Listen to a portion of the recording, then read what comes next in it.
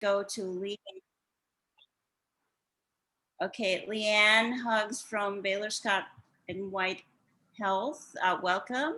And we would love to hear a little bit about what you offer through Baylor Scott and White Health. And then we will listen to Dr. Stacy Arrington, who will talk to us about sleep as it relates to caregiving.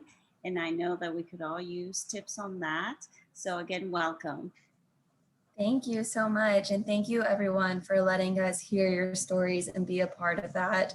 What you're doing is not easy. And so thank you for letting us be here.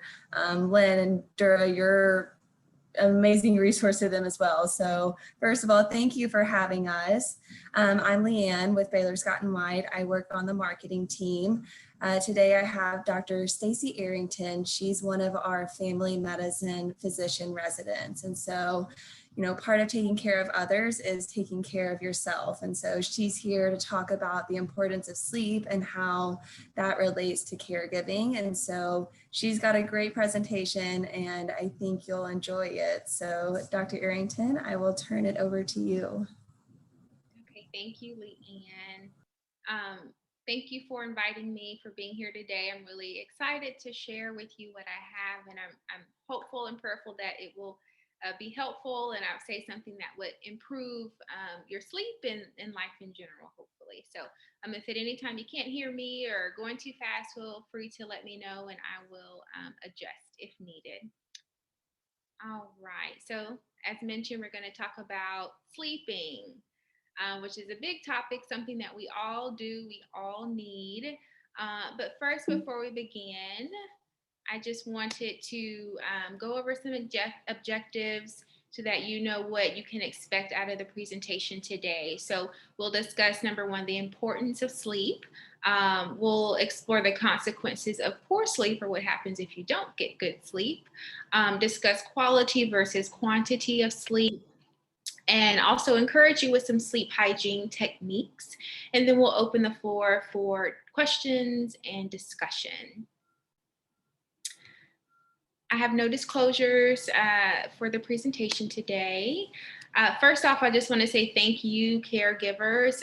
You guys are rock stars in what you do. You provide medical advocacy for your loved ones, probably transportation, helping them with their personal hygiene and their care, helping with their mobility, getting them to their doctor's appointments and communicating with the physician, keeping them company when they need it. So you are so appreciated.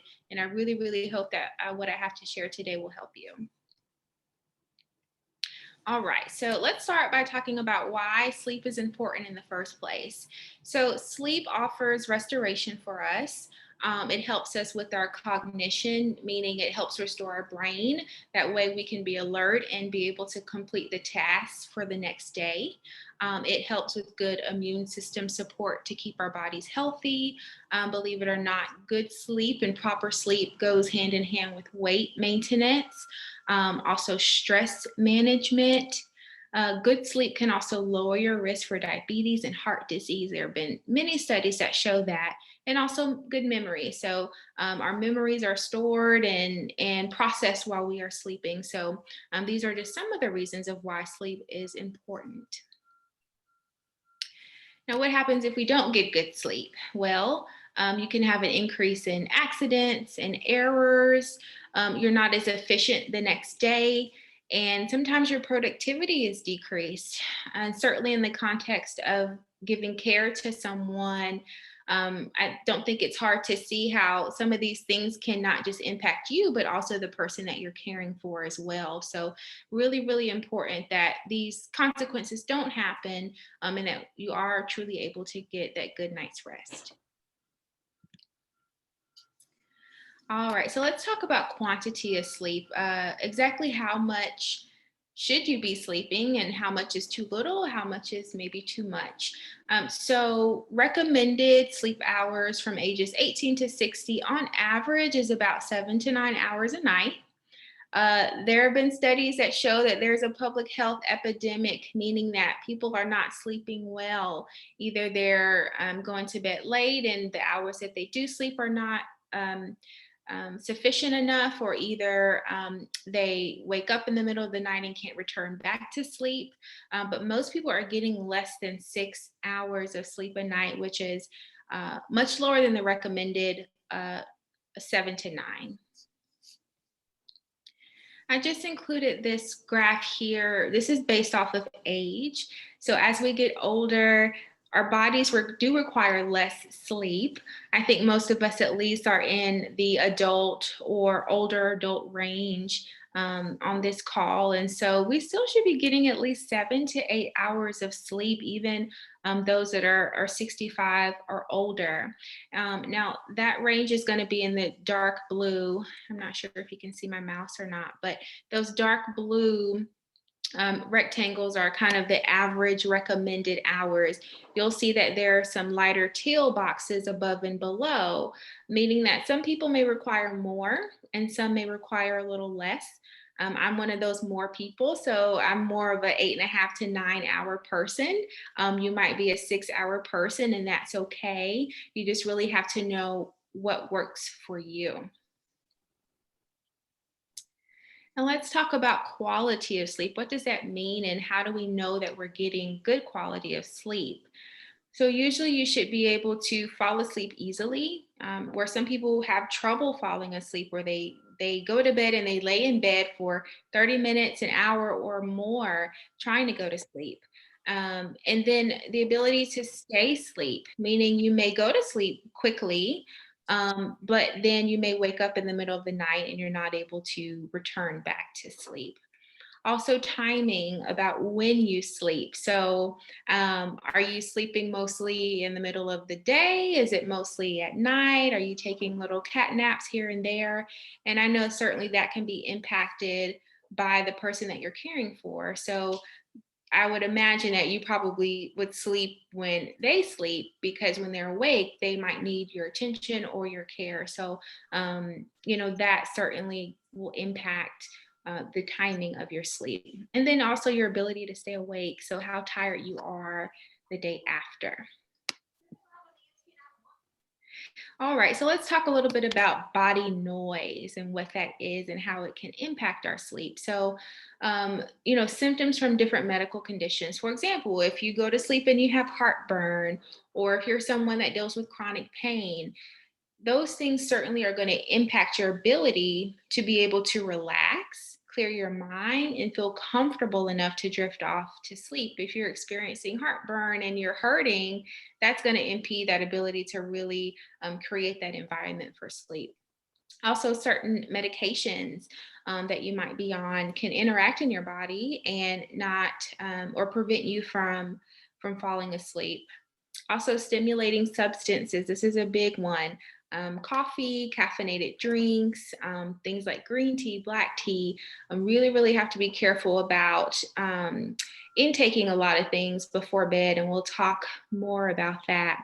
And then also muscular tension. How tight are you? Are you relaxed? Are you always tense? Are you anxious? Can you really allow your body to unwind? So this is something I definitely deal with because I have a lot of chronic neck and muscle tension.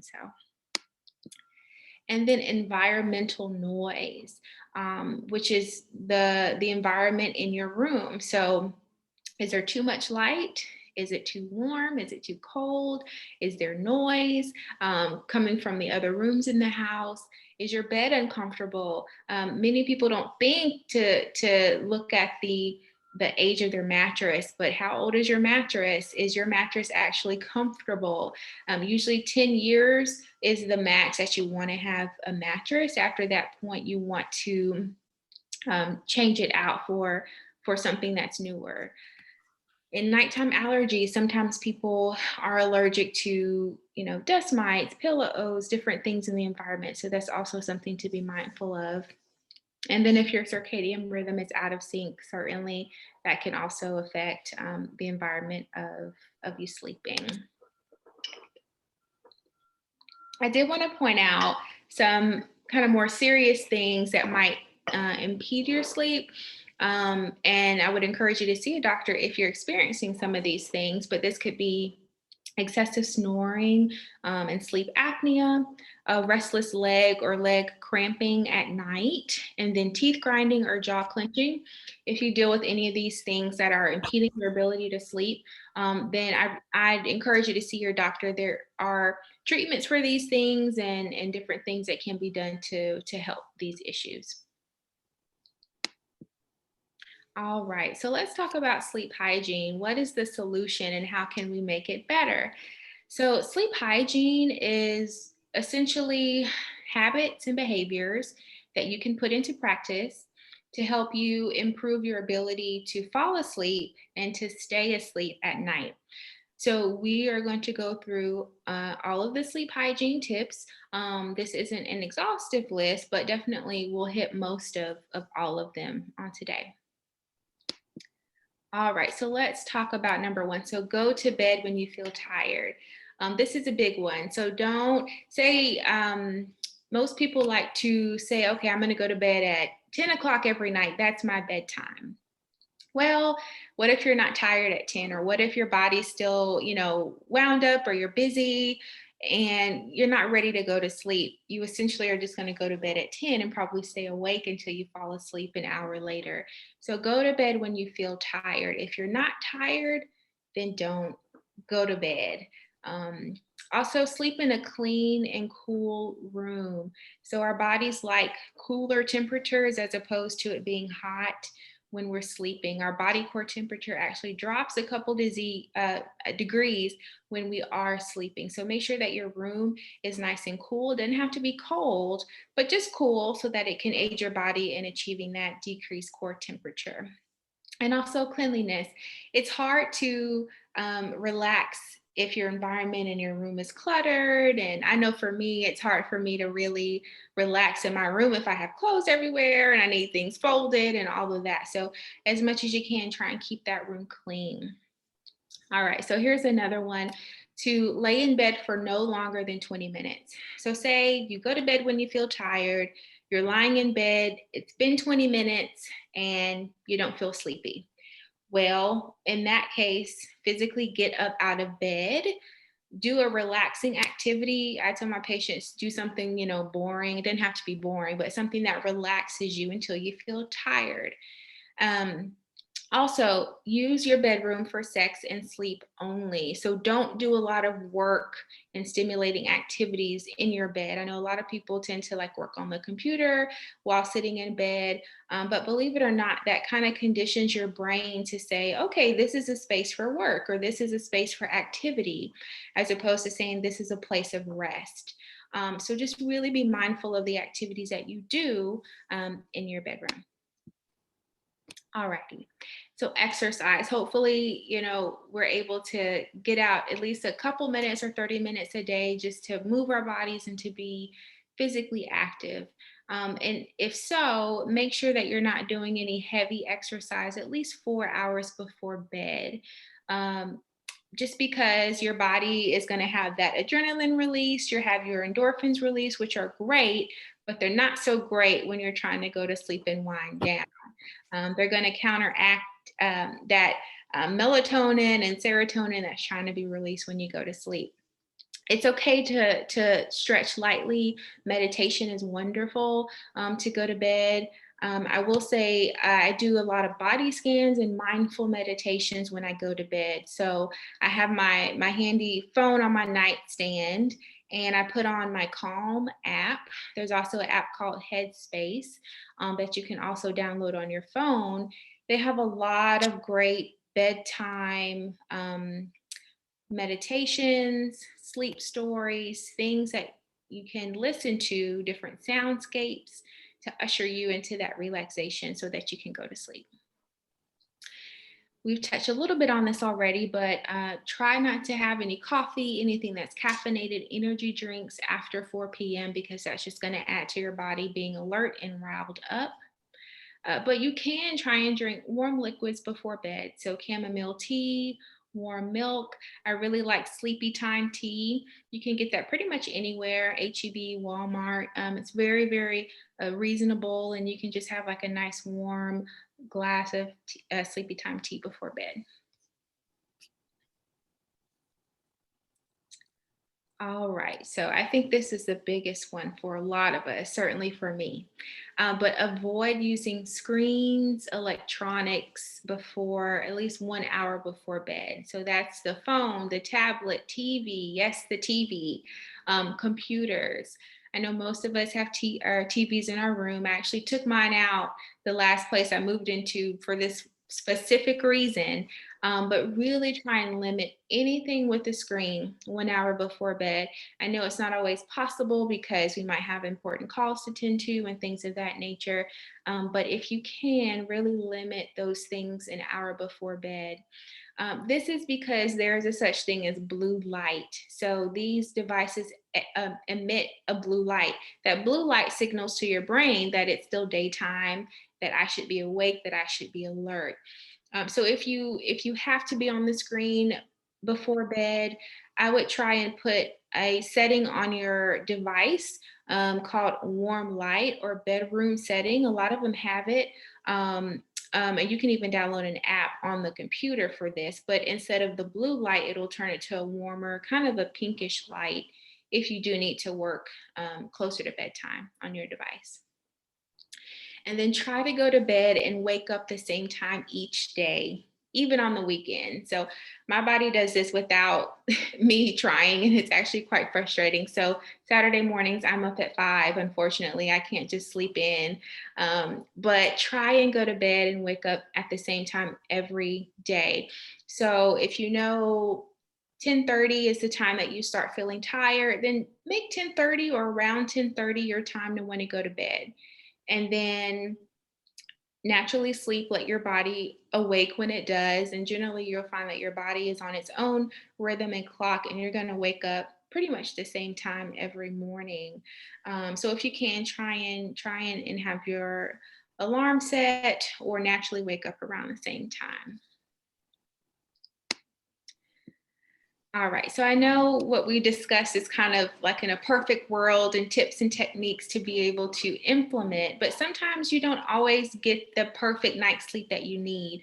Sometimes things happen, or the person you're caring for needs care through the night, or anything. And so, what happens the day after when you need to stay awake but you're tired? What can you do? If you can, try and take a couple of short naps through the day, just to kind of hold you over until you can go back to sleep that night. Also, try and stay active, and you can incorporate the person that you're caring for, if possible, in this. But take walks outside if possible. I know someone mentioned it's getting a little warmer in the heat, and that definitely is the case. So, if you can go maybe earlier in the mornings or towards the evening, that would be more helpful. If you're having to work or use the computer, try and use a standing desk. And also stand while talking on the phone as opposed to sitting down. So all of this is kind of lending itself towards, getting up, standing up, being as active as you can um, during that day to help you stay awake. Also, eating small meals, um, because if you eat a big meal, your body's going to want to take all that energy that you use to stay awake and shunt it to your digestive system to break down the food that you just ate. So try and eat smaller meals, and also what you're eating is important. So, carbohydrates, breads, sugars, all those things are going to take more energy and demand to break down as opposed to vegetables, lean proteins, and good complex carbs and grains. And also sit near a window for sunlight and fresh air. This can also be really helpful for you too. Okay, so that's a little bit about what I had to share for you today, or with you today. Hopefully you were able to get something from that. At this time, I'm going to open the floor for any questions or comments, any discussion points that anyone wants to bring up. I had a question, and I think you sort of answered it as you went through, but that 7 to 9 hours, is that consecutive hours? Or if you're getting up like every 2 hours to go to the bathroom and your dog licks you, your kid calls? Right. So ideally, it's consecutive hours. I always tell patients most of the time it's normal to get up, once to use the restroom, or you might have an interruption in the night, but you go right back to sleep. Those things are okay. the biggest reason why we want most of it to be uninterrupted is that REM sleep. So then we get into, okay, I slept 8 hours, but I, woke up every hour on the hour and went back to sleep. So it's harder for your body to stay in that REM sleep. I think minor interruptions through the night are okay, but you really do want to try and get some good stretches through that time to get in that good REM sleep. If you're getting up every couple hours to go to the bathroom, is that something you should see a doctor for? Is that something to be concerned about? Yeah, that's not normal to have to go multiple times through the night. You definitely want to watch your liquids at least 2 hours before bed. So don't drink a large soda or tea or even water, and then go straight to bed, because your body's going to be up, wanting to use the bathroom. But if you find that, yeah, if it's multiple times per night, especially in males, they can have something, called enlarged prostate. So that might interfere with that, but also females too. So if it's quite frequent for you, then I think it's worth talking to your doctor about it and seeing.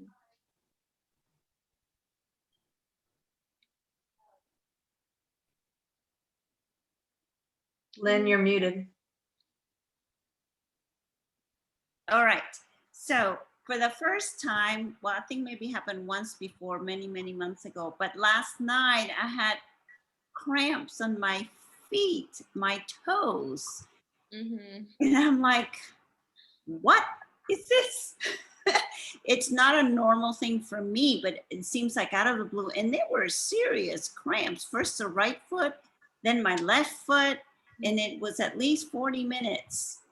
And I'm like, okay, how appropriate that we're going to hear a talk about sleep tonight. So I wasn't sure. I mean, what should I do? And any ideas, and I'm not asking for a diagnosis, but any ideas of what it could be, because you actually mentioned it.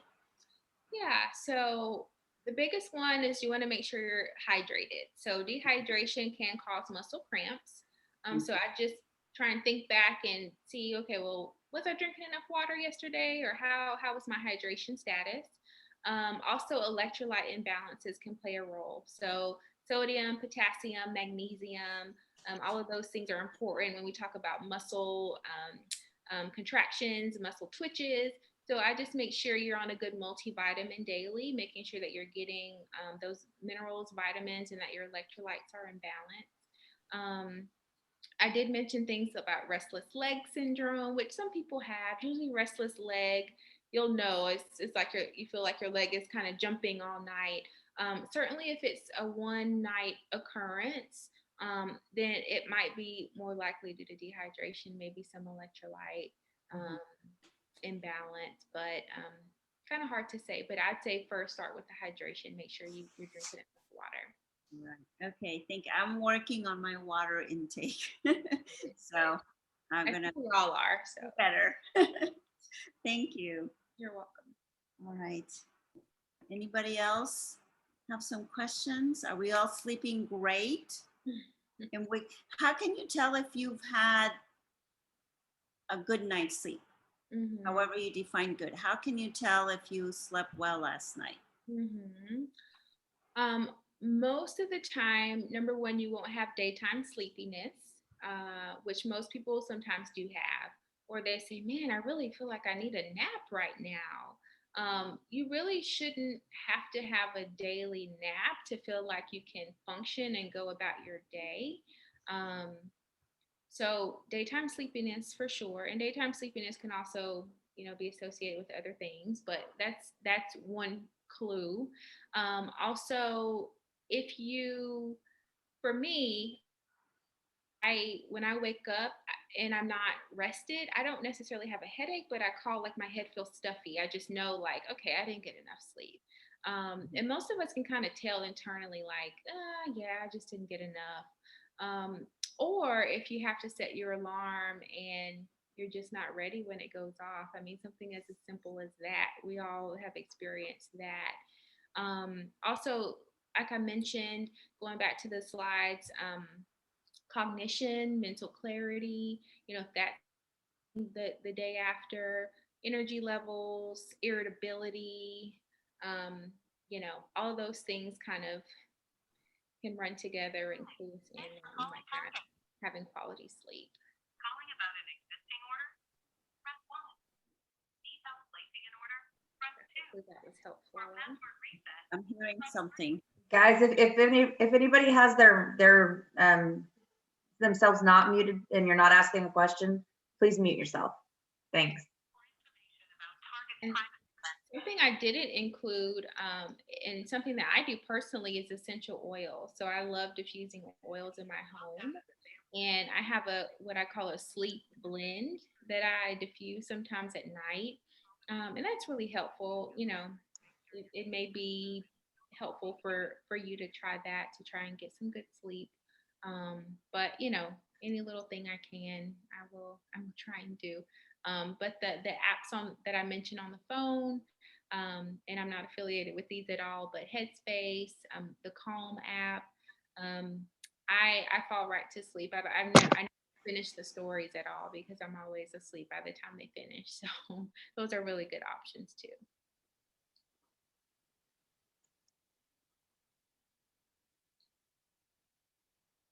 Anybody else? Questions, comments? I thought that was wonderful. It's something I need because I'm consistently tired through the day. I don't get sleep at night. I'm lucky if I can get 2 hours straight at a time. Wow. So it gives me, but I'm also one of those that I'm on my screen all night long looking at emails and responding to people. And so it's a good reminder that I need to take a little me time before bed and let myself kind of wind down and go to sleep. Mm-hmm. Yeah, and it's good that you recognize those things. A lot of what we talked about today, pretty simple. It's not rocket science. It's something we all can do. I think a lot of times it's those simple things that make a really big difference. So I really try and encourage my patients, like, proper diet, exercise, good sleep, stress reduction. They're all not hard concepts, but how many of us really actually do them? So, I just really encourage you guys to really take those sleep hygiene techniques and tips and really put them to use to see if they really make a difference for you. And I think that they will. I had just one comment, or maybe two. Mhm. You mentioned standing while you're on the phone, which is great. I tried standing. There was this I was standing too long and I got plantar fasciitis. Oh, no. So I walk now. My mother used to do the same. Mhm. And so while you're walking around, so you get some steps in while you're at it. And but either so a choice of walking or standing. I'm a standing up person Mhm. myself. So what is this? Let me see. Decline. Are you there? Okay, my phone rang and everybody disappeared. Sorry. So anyway, so that walking and oh yeah. At what point, let's say you can't fall asleep or you can't stay asleep, and this is going on for weeks and weeks and weeks. I know that lack of proper sleep can be associated with other health issues. Could you just mention a little bit about that?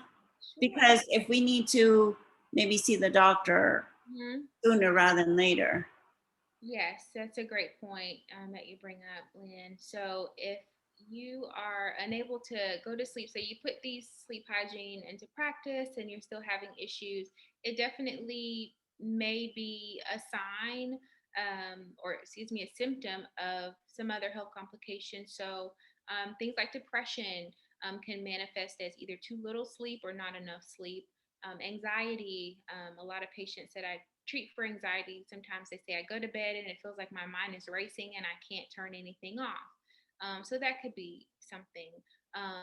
Certainly, sleep apnea, snoring, where you're sleeping but you're not getting good quality sleep, and you're excessively sleepy during the day. That's one of the major symptoms of sleep apnea.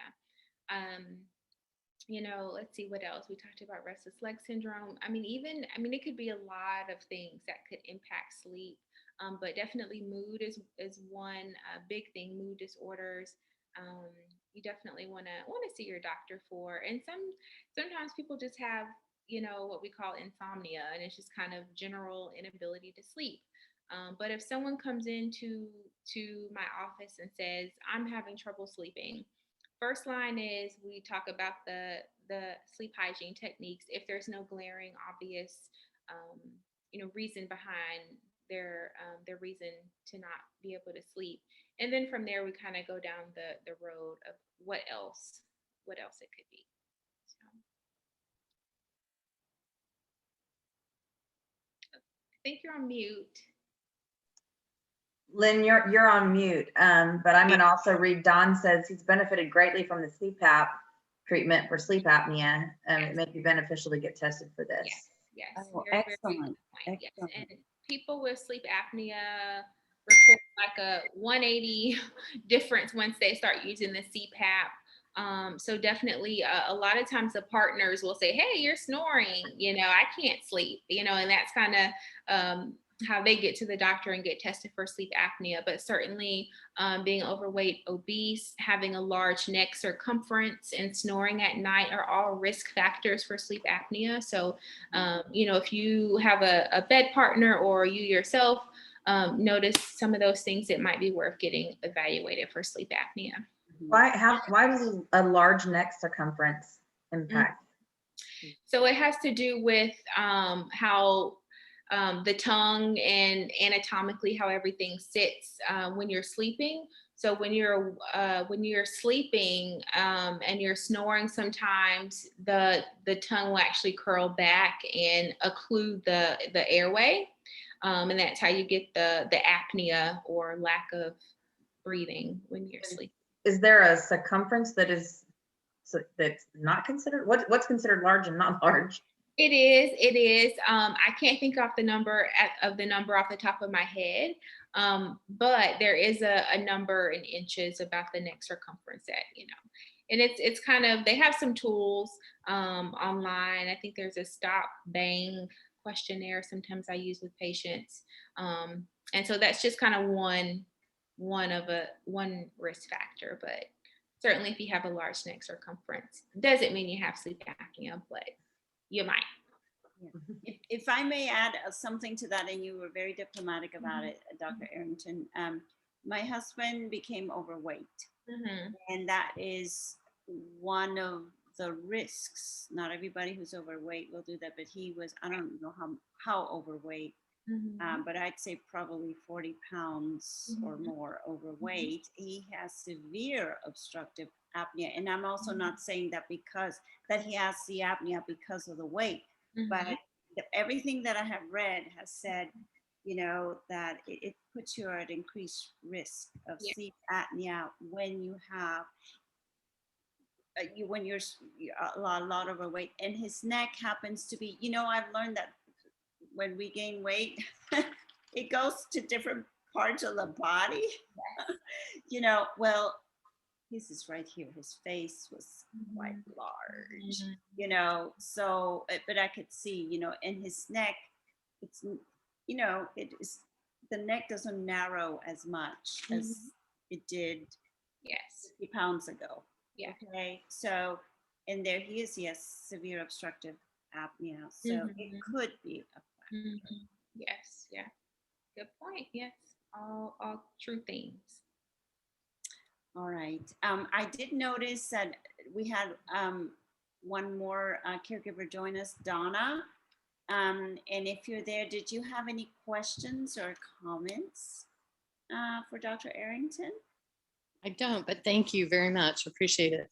Okay, thank you. And sorry, I just saw your name down there, so that's okay. I was a latecomer. It's okay. I'm glad you're here. Thank you. Me too. Okay. All right. Anybody else? Okay. So, all right. Well, thank you so much, Dr. Arrington, for course. sharing your time and insights about sleep with us. And I think we'll all be sleeping better tonight. I hope so. I hope So- so. Thank you guys so much for allowing me to come and giving your time. I appreciate it. All right. Thank